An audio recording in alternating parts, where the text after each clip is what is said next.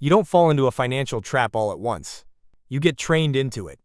First, it's a $5 fee you don't question. Then it's a free trial you forget to cancel. Then it's a limited time offer that makes you decide too fast. Then it's one sentence buried inside a contract that nobody explained to you. And before you realize what happened, the deal is no longer just annoying. It's expensive. It's stressful. And in some cases, it follows you for years. That's the scary part about bad deals. They almost never begin by looking dangerous. They begin by looking normal. A small fee, a small compromise, a small moment where you say, it's probably fine. But every bad deal has levels. And in this video, I'm going to show you every level of a bad deal, from the tiny charge you ignore, to the financial trap that can damage your credit, drain your money, and steal your peace of mind. Because once you learn how the first level works, you can start seeing the last level before it ever reaches you. Level 1, the annoying fee. This is the smallest version of a bad deal. And that's exactly why it works. You're buying a concert ticket online. The price says $49. You click checkout. Suddenly, it's $61. There's a service fee, a processing fee, a convenience fee, maybe even a delivery fee for a ticket that gets emailed to you. And for a second, you feel annoyed. But you don't leave, because it's only $12. And that is the trap. Level 1 is not designed to destroy your finances. It's designed to test your tolerance. The company is asking a silent question. How much can we add before this person pushes back? And most people answer that question without saying a word. They just pay. You see this everywhere.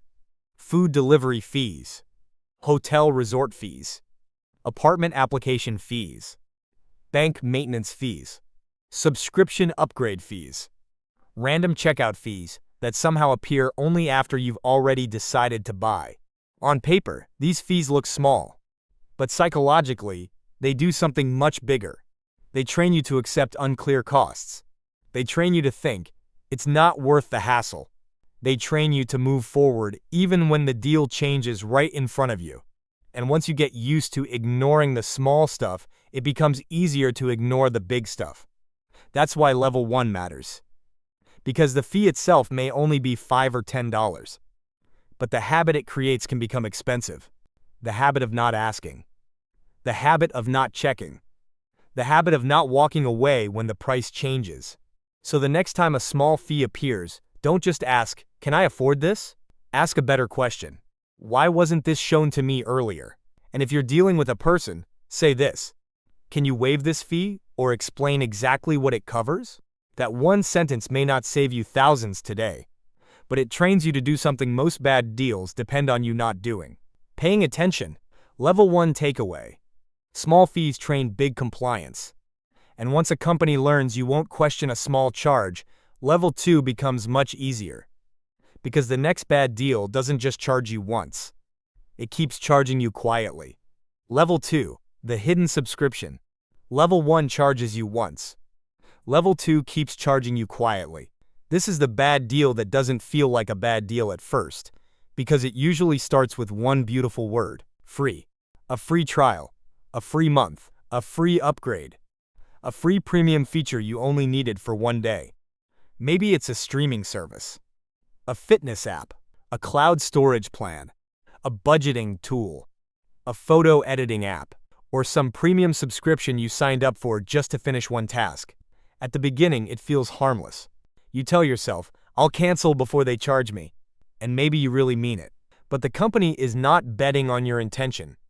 It is betting on your forgetfulness. That's the hidden game. Level 2 works because the pain is delayed. You don't feel the cost when you sign up.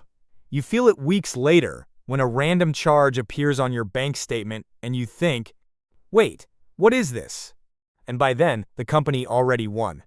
Not because the amount is huge, but because the system was designed around one simple fact. Most people don't track small recurring charges. $10 a month doesn't feel dangerous. $15 a month doesn't feel like a financial trap. But stack enough of them together, and suddenly your money is leaking every month from services you barely use. This is why level 2 is more dangerous than level 1. A fee annoys you. A subscription hides from you. So before you start any free trial, ask, what happens when the trial ends? Can I cancel online? Will I get a reminder before I'm charged? And if you're already subscribed to something you forgot about, cancel it today. Because the product is not always the app. Sometimes, the product is your attention. Level 2 takeaway. The company doesn't need you to say yes forever. It only needs you to forget once. And once a bad deal learns how to use your memory against you, level 3 gets even more dangerous. Because now, it won't just hide the cost. It will change the way you judge the price. Level 3, the anchored price. This is where the bad deal stops hiding and starts controlling how you think. At level 3, the first number you see becomes the number your brain compares everything else to. That is called anchoring. And sellers use it because it works. A car dealer shows you a price that feels too high. Then they drop it by $2,000. Suddenly, it feels like you're winning. But here's the question most people forget to ask. Was the first price ever real? You see the same thing in furniture stores. A couch is listed at $1,200. Then the tag says, today only, $699.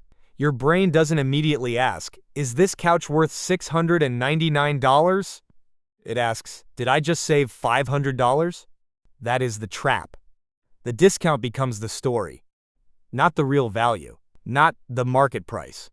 Not what you actually need. Just the feeling that you beat the number they gave you first.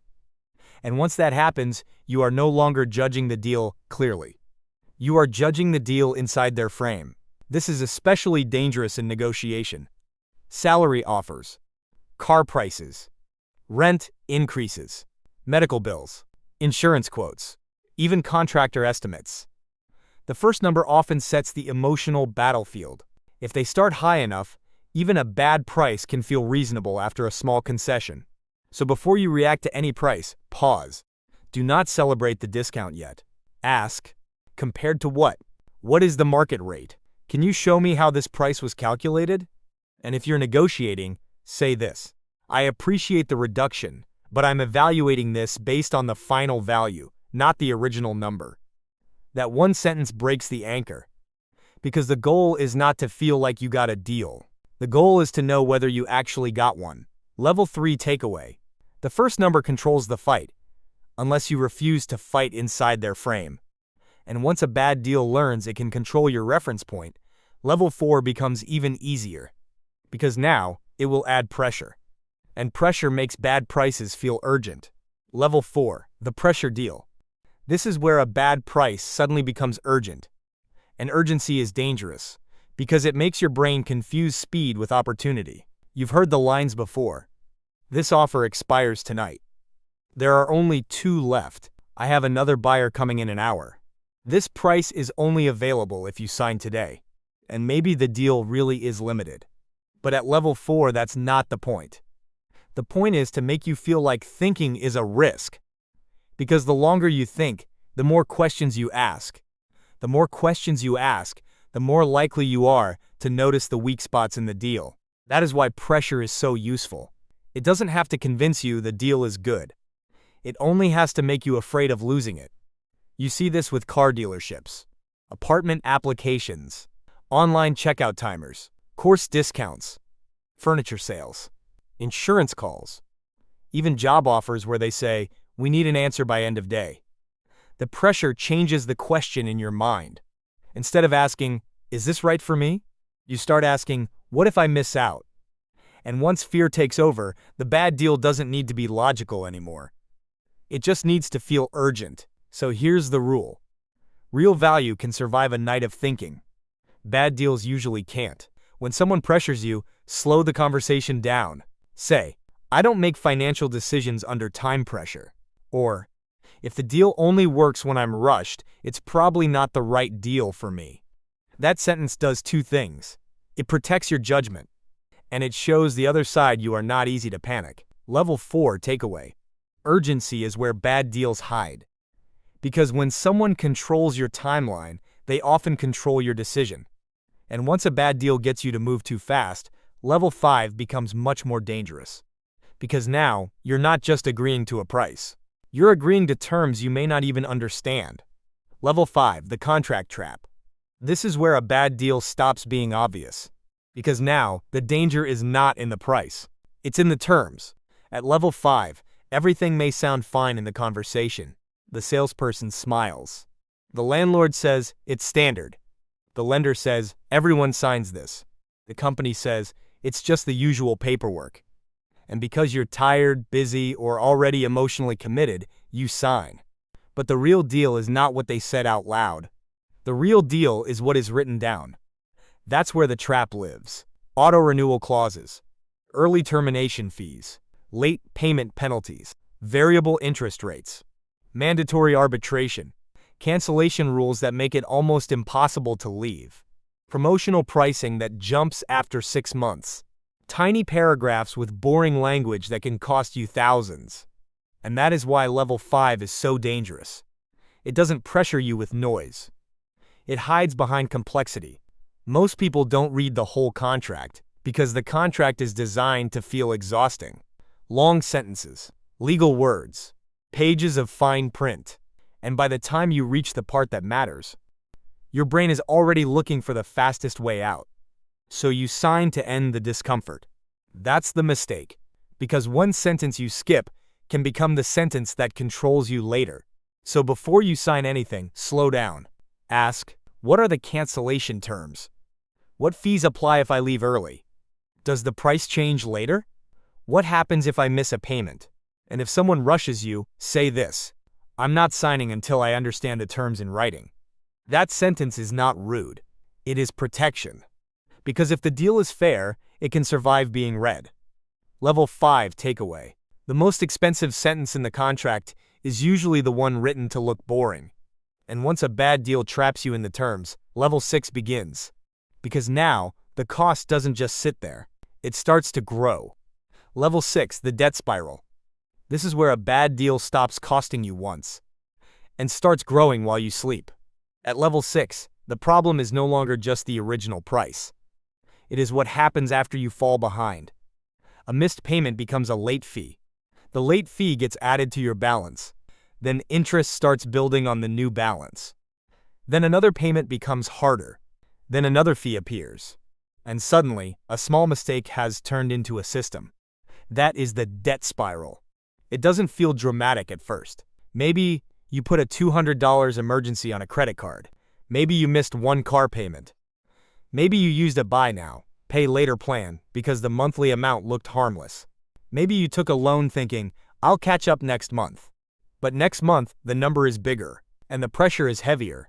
At this level, the deal becomes a treadmill. You are not just paying for what you bought anymore. You are paying for being behind. That is what makes level 6 so dangerous. The cost compounds, the stress compounds, and the shame compounds too. Because people don't just feel broke, they feel trapped. And when people feel trapped, they often avoid looking at the numbers. But avoidance is exactly what makes the spiral stronger. So if you ever hit this level, the first move is not panic. The first move is clarity. Ask, what is the total balance? What is the interest rate? What fees are being added? What happens if I pay only the minimum? And if you're talking to the lender or company, say, I want to understand the full payoff amount, all fees, and whether there are hardship or payment options available. That sentence brings the deal back into the light. Because debt grows fastest in confusion. Level 6 takeaway. Debt turns one mistake into a system. And once the system is built against you, level 7 is the final warning. Because the worst bad deals don't just drain your money. They start controlling your life. Level 7, the life-altering financial trap. This is the top of the ladder. And at this level, the bad deal is no longer just annoying. It is no longer just expensive. It starts changing your life. Level 7 is the deal that follows you. A predatory loan with terms you barely understood. A buy here, pay here car deal where one missed payment can put your transportation at risk. A rent-to-own agreement where you pay far more than the item is worth. A financial product built around the fact that you are desperate, rushed, tired, or out of options. At this level, the question is no longer, did I get a good price? The question becomes, how long will this decision control me? Because level 7 doesn't just take money from your account. It can damage your credit, limit your choices, put your home, car, or stability at risk, and steal the one thing people rarely calculate when they sign a bad deal: peace of mind. This is why the earlier levels matter so much. Because level 7 rarely appears out of nowhere. It uses the same playbook as level 1. Hidden costs, confusing terms, pressure, anchoring, small compromises. The only difference is the consequence. At level 1, you lose a few dollars. At level 7, you can lose years trying to recover. So before you enter any serious financial agreement, slow everything down. Ask, what is the total cost over the full term? What happens if I miss a payment? What fees or penalties can be triggered? Can I take this home and review it before signing? And if someone says you have to decide right now, say this. Then my answer is no. That sentence may feel uncomfortable, but discomfort is cheaper than a financial trap. Level 7 takeaway. The worst deals don't just cost money. They control time, choices, and peace of mind. And that is why learning to spot level 1 matters. Because bad deals don't start by taking everything. They start by testing whether you are paying attention. So, here's the pattern. Bad deals don't start by taking everything from you. They start by asking you to ignore something small. A fee, a deadline, a clause, a number that feels normal only because someone framed it that way. And if you miss the early warning signs, the deal gets louder, heavier, and harder to escape. So the next time a deal feels confusing, rushed, or strangely expensive, slow down. Ask questions. Read the terms. And remember, if a deal only works when you're not paying attention, it was never a good deal. Comment which level you've seen before, and subscribe for the next breakdown.